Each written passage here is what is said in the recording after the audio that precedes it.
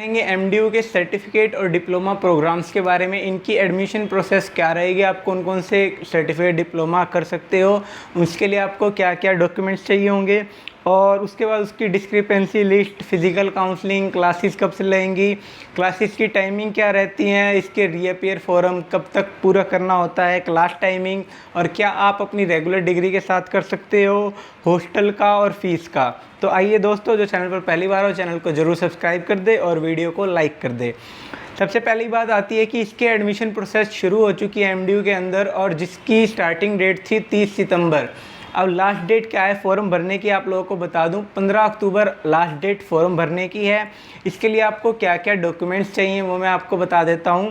आपको 10th 12th जो भी कर रखा है आपने, 10th 12th डीएमसी, उनकी डीएमसी चाहिए ग्रेजुएशन की, और कैटेगरी सर्टिफिकेट अगर आप किसी कैटेगरी से बिलोंग करते हो, एससी बीसी एसटी, ठीक है। इसके अलावा आपको करेक्टर सर्टिफिकेट चाहिए, जो आपने लास्ट इंस्टीट्यूट जहाँ से पढ़ाई की है वहाँ से करेक्टर सर्टिफिकेट। अगर आप कहीं पे पढ़ ही रहे हो अभी तो वहाँ से उसकी रेगुलर की डीएमसी भी चल जाएगी। जैसे कोई सेकंड ईयर में हो तो उसकी फर्स्ट ईयर वाली डीएमसी भी चल जाएगी, ठीक है।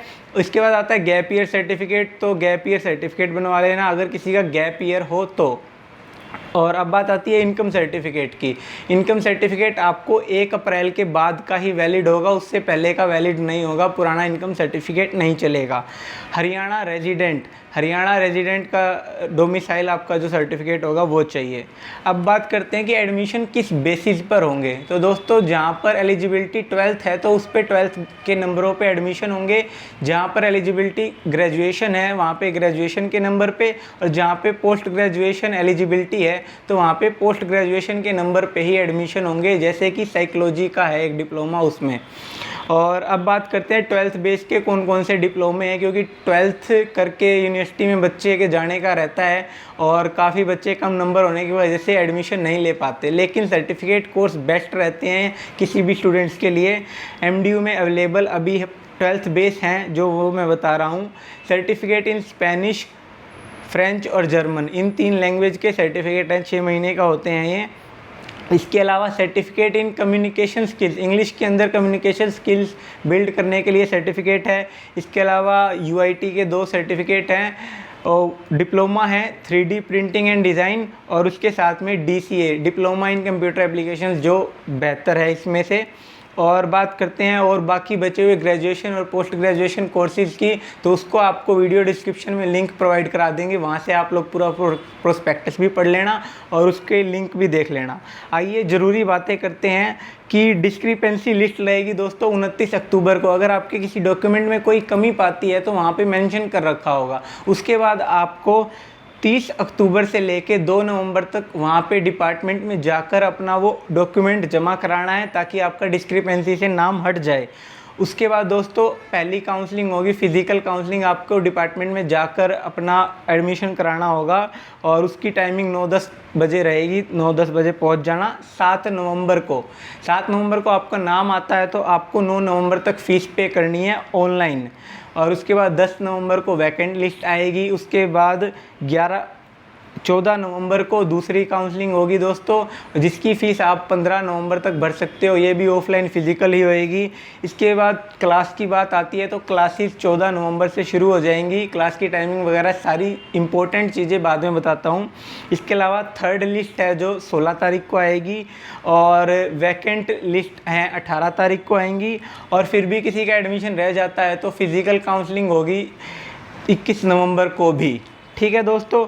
अब मेन बातों पे आते हैं जो एक कंसर्न रहता है। पहली बात आती है रीअपीयर फ़ीस की। तो दोस्तों, अगर आपकी पहले सेमेस्टर में रीअपीयर आती है तो हर 6 महीने में इसका फॉर्म भरे जाते हैं। ये डिप्लोमा और सर्टिफिकेट प्रोग्राम्स की खास बात होती है, क्योंकि ये फाइनल ईयर में हर 6 महीने बाद पेपर होते हैं। तो ये पहला साल इसका फाइनल ईयर कंसीडर होता है, क्योंकि एक ही साल की या 6 महीने का होता है, इसलिए हर 6 महीने बाद रीअपीयर फॉर्म भरे जाते हैं। अगर आप डिप्लोमा में एडमिशन ले रहे हो, 1 साल का डिप्लोमा है, तो वो आपको 2 साल के अंदर कंप्लीट कर लेना है, और हर 6 महीने बाद रीअपीयर के फॉर्म भरे जाते हैं। इसकी फ़ीस बता दें दोस्तों, आपको जो डिप्लोमा 1 साल का कर रहे हो तो वहाँ पे प्रोस्पेक्टस में फ़ीस पर सेमेस्टर की दी हुई है। एक सेमेस्टर के 15,000 रुपये, और उससे अगले सेमेस्टर के 15,000 प्लस में एग्ज़ामिनेशन फ़ीस 500 या 600 रुपये होगी, तो वो ठीक है। अब बात करते हैं ज़रूरी सवाल, क्लास की टाइमिंग क्या रहती है।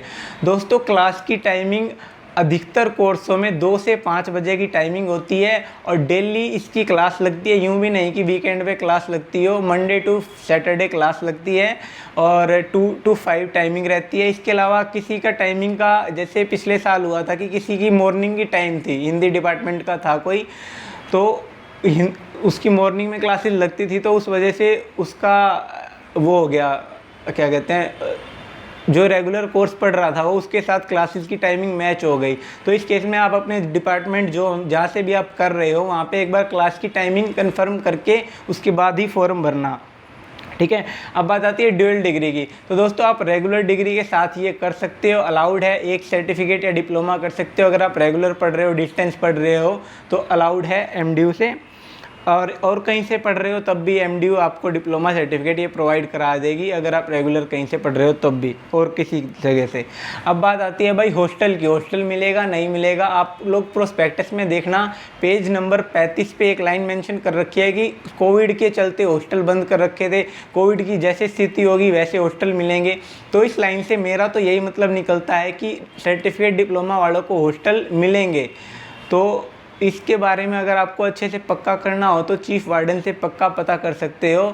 बाकी ये लाइन लिखने का मतलब तो यही होता है कि इनको हॉस्टल दिए जाएंगे। और गर्ल्स हॉस्टल के प्रोस्पेक्टस में भी डिप्लोमा के बच्चों को एक दो सीटें दे रखी थी, तो गर्ल्स हॉस्टल में तो पक्का ही मिलेंगी सीटें।